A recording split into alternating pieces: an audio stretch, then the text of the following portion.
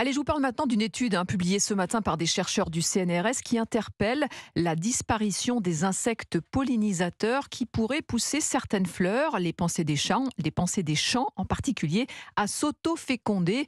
Ce n'est pas une bonne nouvelle, que ce soit pour les insectes ou les fleurs, Camille Moreau. Non, Céline, parce que les insectes pollinisateurs, donc abeilles, bourdons, etc., sont essentiels à la reproduction des fleurs. Or, ils sont de moins en moins nombreux.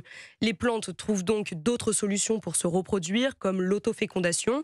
Donc, chaque plante se reproduit avec elle-même. 80% des plantes à fleurs ont cette capacité d'autofécondation. Même si en pratique, toutes ne le font pas. D'ailleurs, ce ne serait absolument pas souhaitable. C'est ce qu'explique Pierre-Olivier Cheptou, co-auteur de l'étude.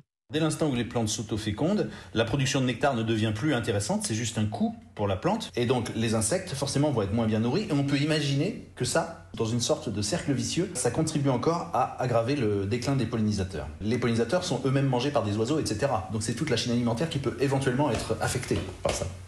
Et le fait que les fleurs abandonnent les pollinisateurs a des conséquences aussi sur les cultures agricoles et donc sur notre alimentation. Par exemple, les champs de tournesol et de colza ont besoin des pensées sauvages pour attirer les bourdons.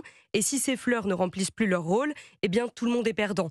Les fleurs, les tournesols et nous en bout de chaîne alimentaire. Merci Camille Moreau pour Europe 1.